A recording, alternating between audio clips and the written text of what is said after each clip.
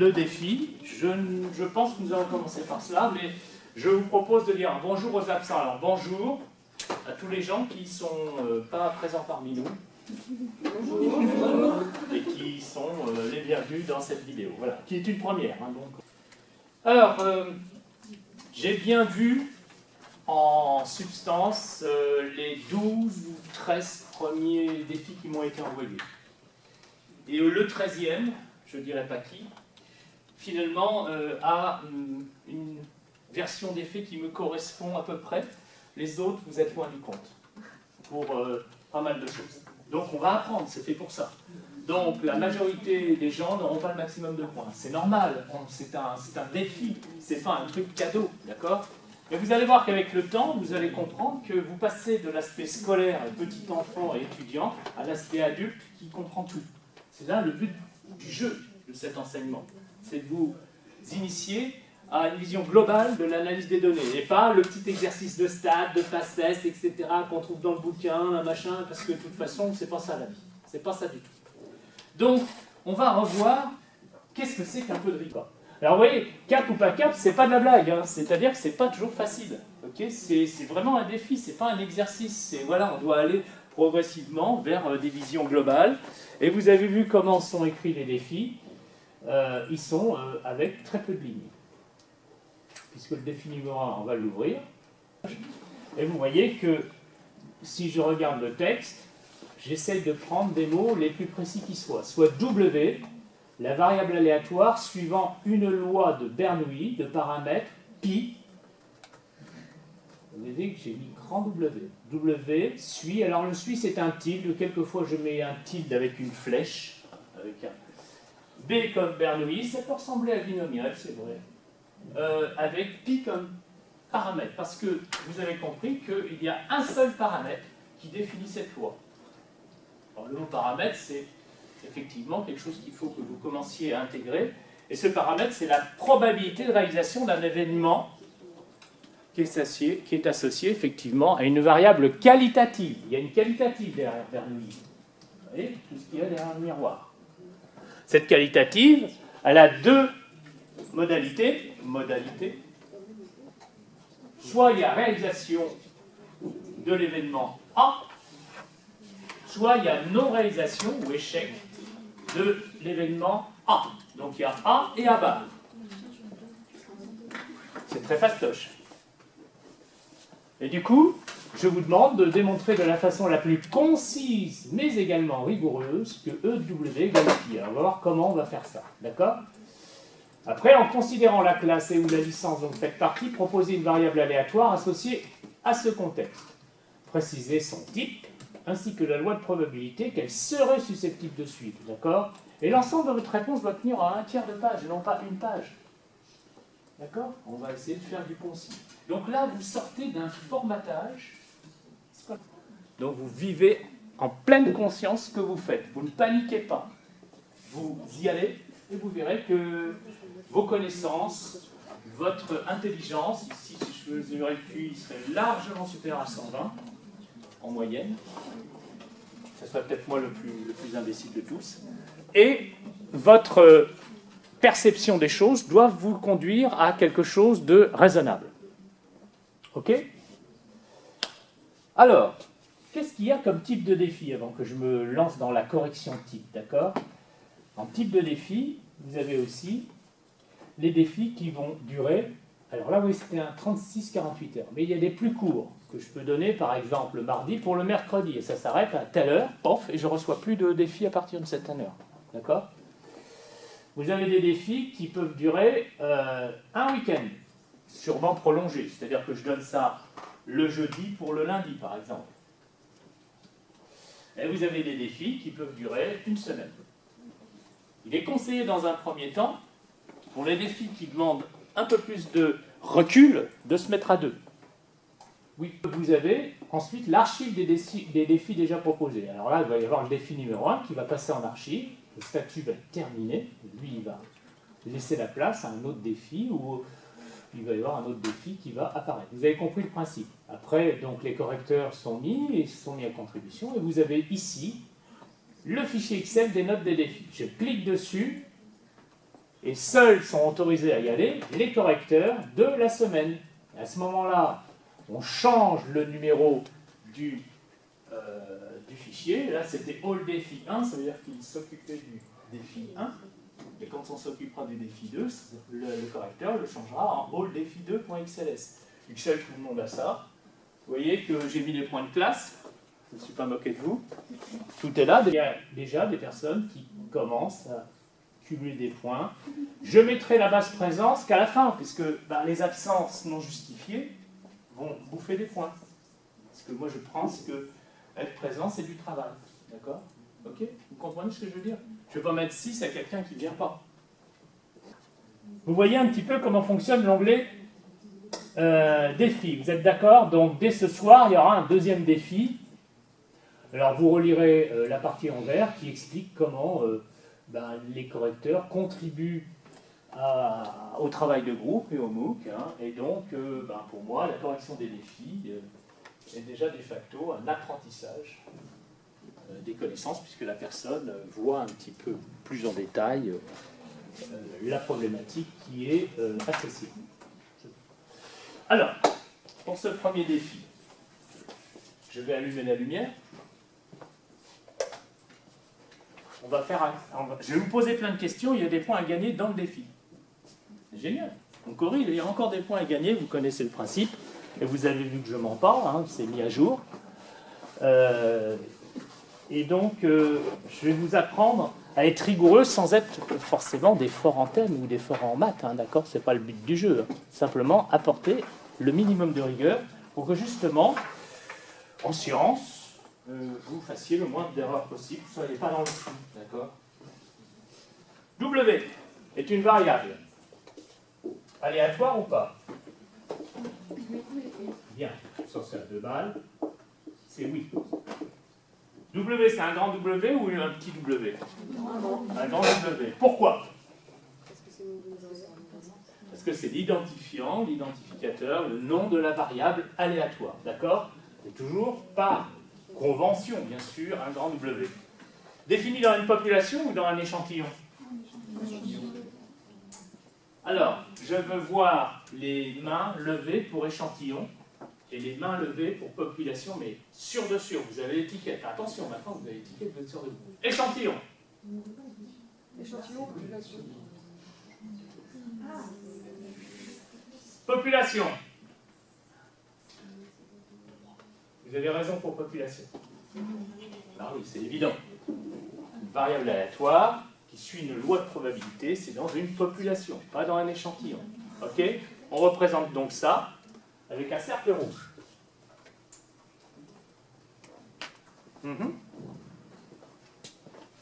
Donc, vous avez la réalisation d'un événement A, d'accord? La probabilité de réalisation de l'événement A. Alors, chez moi, population c'est en rouge, échantillon en bleu. Ça va vous aider, les codes couleurs. Normalement, j'ai l'habitude. Donc, P de A égale pi. Bon, on l'a appelé pi. Et vous savez que la variable qualitative, donc l'alternative c'est laquelle? C'est que vous avez un événement qui peut conduire à 2 réalisations, soit A, soit A bar. D'accord?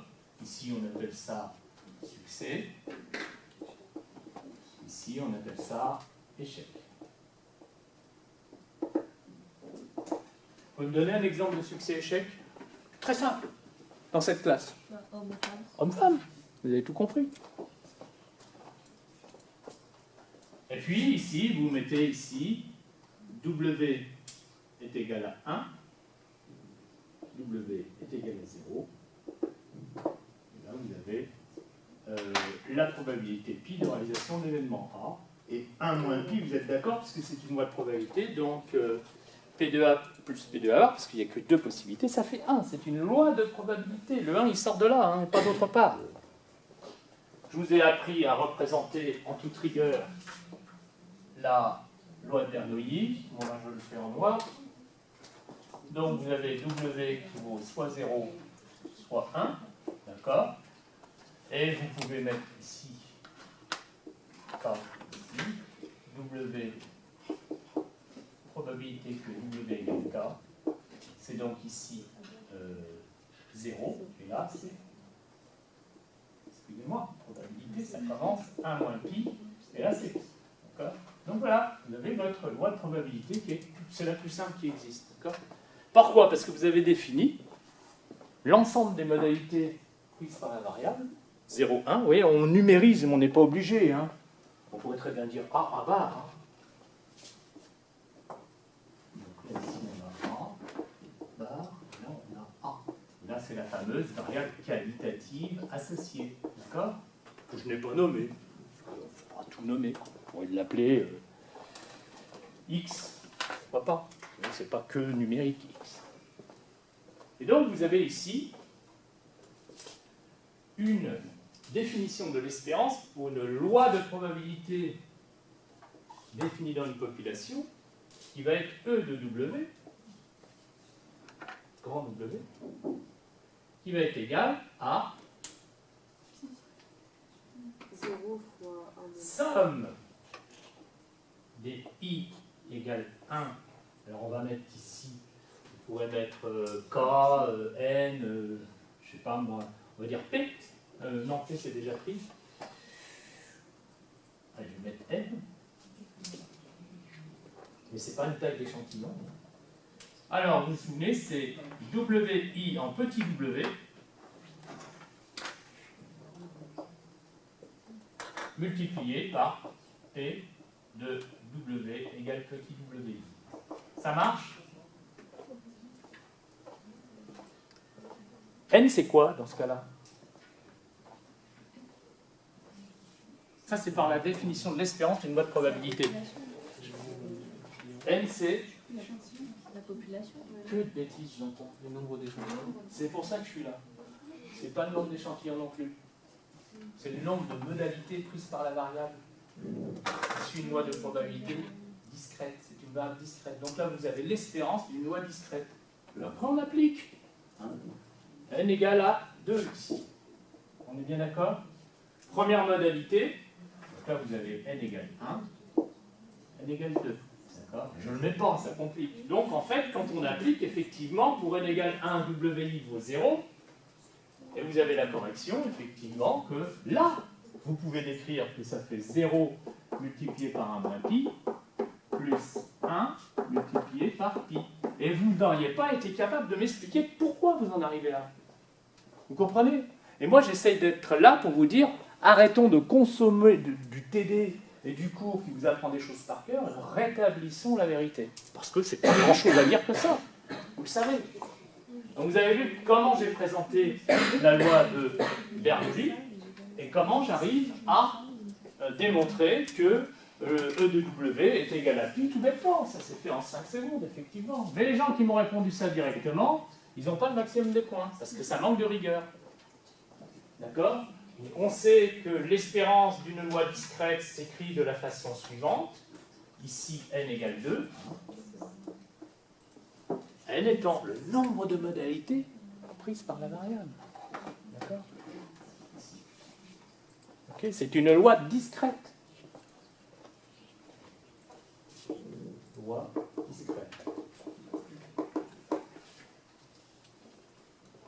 Alors, je vous laisse gagner seulement 0,25 points pour me démontrer que la variance, attention, c'est sa variance, c'est pas l'écart de W est égal à pi, facteur de 1 moins pi. C'est vrai ça? Pour loi de Bernoulli, oui. Il y aura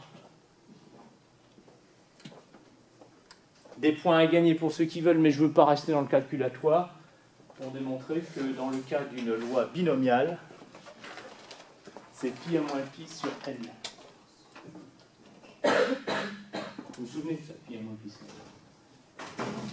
On pourrait dire aussi n pi facteur d'un moins pi. Les deux sont vrais, mais ça dépend comment on représente la loi binomiale. Vous voyez, tout ça, c'est la même chose, mais sur deux formulations différentes. D'accord? Le n pi à moins pi et pi à moins pi sur n. Évidemment, ce n'est pas le même résultat, mais ça procède d'une logique qui découle de deux écritures de la loi binomiale. D'accord? Donc, vous avez compris ce que c'est que la rigueur? C'est expliquer d'où viennent les choses. Donc, vous êtes dans la population, vous êtes dans une loi discrète.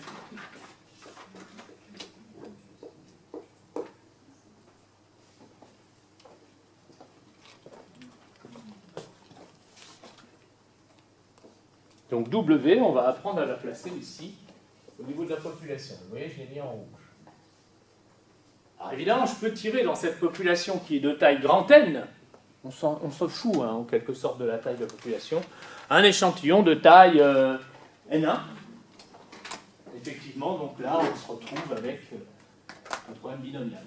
On répète N1 fois ce schéma alternatif. Et là, vous allez découvrir l'importance de l'indépendance des tirages. Et qui dit indépendance signifie que vous remettez dans le pot ce que vous venez de tirer. Okay. Vous avez une proportion de boules rouges qui est de 5%. Vous avez des blanches, des jaunes et des vertes. Est-ce que c'est binomial comme problématique? Vous avez des jaunes, des blanches, des vertes. Vous savez qu'il y a 70% de blanches, 10% de vertes, 5% de rouge et 15% de jaune. Je ne dois pas me tromper en faisant 100%. Est-ce que je suis dans un schéma binomial? Si oui, comment? Il y a un point à gagner. Si on sélectionne une seule des couleurs, la plus loin. On peut dire succès. Donc si on s'intéresse, le mot en français, si on s'intéresse à une seule couleur, il y a les rouges et les autres. Et donc on se retrouve avec un schéma binomial, se tire 27 boules au hasard d'une urne qui en contient on ne sait pas combien. On ne sait pas combien. Si on a le pourcentage, on s'en fout du nom. C'est quoi la binomiale associée? Tu as une idée? Je tire 27 boules au hasard de l'urne.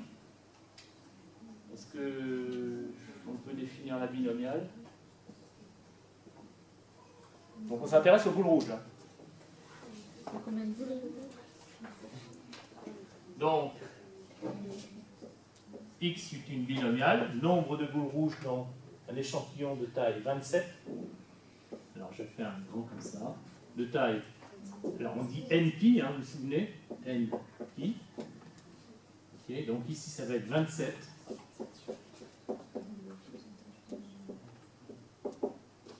« 0,05, c'est ça? 5%. Voilà.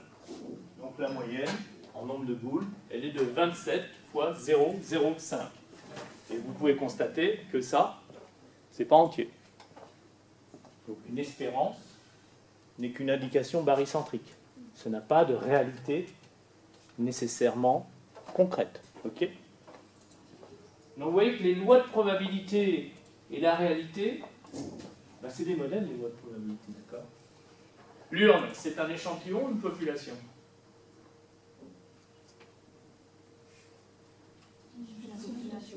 Vous faites plaisir, voilà, vous commencez. Donc vous avez pigé la notion de population, d'échantillon, c'est deux choses complètement différentes et c'est le démarrage de notre histoire, parce que là vous allez voir, on va raconter des histoires là, à partir de maintenant. Alors pour les absents, pour des raisons XY, je pense notamment à Amandine, désolé pour le contraste, mais l'idée y est, la voix est là et les étudiants ont bien participé. Donc, ta réponse m'a à moitié satisfait, tu auras quand même un demi-point, mais c'est pas costaud comme je l'imaginais, mais tu as quand même un demi-point, parce que c'est bien raisonné. Voilà. Donc, parfois, les étudiants ne me donnent pas la réponse que j'attendais. Mais si elle est bonne dans les défis, et qu'elle est un petit peu originale, il mérite le maximum de points. D'accord? Même si c'est pas celle, même si parfois elle est un peu faussée. Parce que j'aime bien le côté, je vais pousser les choses aux limites. Donc vous avez vu comment on raisonne en rigueur, hein, d'accord? Quelle est la population, la variable aléatoire, parce que ça va nous intéresser pour tout le reste, vous allez voir. Bien, alors, vous avez vu que j'ai amené la notion d'espérance. Alors, si vous allez dans l'espace L2S4, vous avez vu que j'ai mis pas mal de documents nouveaux.